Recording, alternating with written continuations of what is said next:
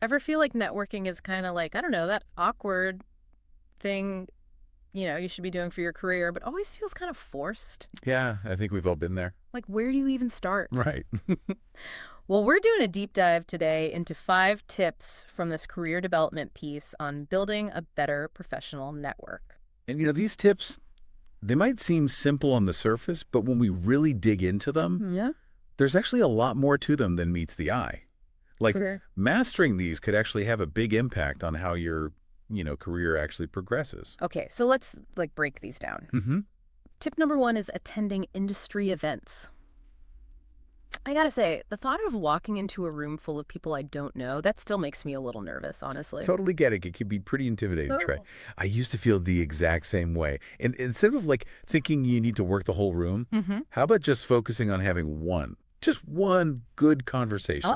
Yeah. Like I remember this one time I was at this conference years ago, felt exactly how you're describing, and just ended up chatting with this person next to me about some, I don't know, new technology or something. It doesn't even matter, but that one conversation Yeah. turned into this whole collaboration. We're still working together all these years later, actually. Wow, that's incredible. It really shows you never know where, even just a quick chat could lead. Totally. And Yeah. it's not just about like, landing a specific job or deal or whatever from that one interaction. It's more like Right, yeah. you're building relationships Yeah. and you never know how those might evolve over time. Okay, so on to tip number 2, engaging on LinkedIn. Honestly, LinkedIn is one of those things I feel like some people just get it and then others, Yeah. not so much. It's definitely an art to it. Yeah, it's more than just having a profile, right? Way more. Like anyone can upload their resume. Yeah. It's about, really using it to cultivate your professional brand, like Mhm. you were saying. Right, so how do you actually do that? I feel like a lot of people just end up mindlessly scrolling or connecting with random people. It's got to be authentic Hmm. instead of aiming for a huge number of connections.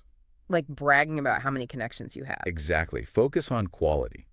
Like who are some people in your field, thought leaders, maybe even just peers whose work you really respect. Hmm. Engage with their posts, start some discussions, share your insights. It's about building actual relationships, even if they start online. Yeah, that makes sense.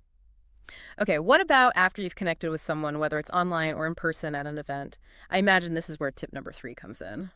Follow up. 100%. Yeah. And I know sending that first follow-up email, that can feel awkward, but the trick is to keep it natural, Totally. You don't want to come off as too pushy or like you're desperate for something. Exactly. And don't overthink it. It's more about just staying on their radar. So you could just, for example, mention something you remember from your conversation. Yeah. Like, it was great to hear your take on topic discussed. Yeah. Would love to chat more sometime. Something like that. Keep it simple. Yeah. Okay. That makes it seem less intimidating. Okay. Tip number 4 is offer value. This one feels kind of tricky, especially if you're earlier in your career.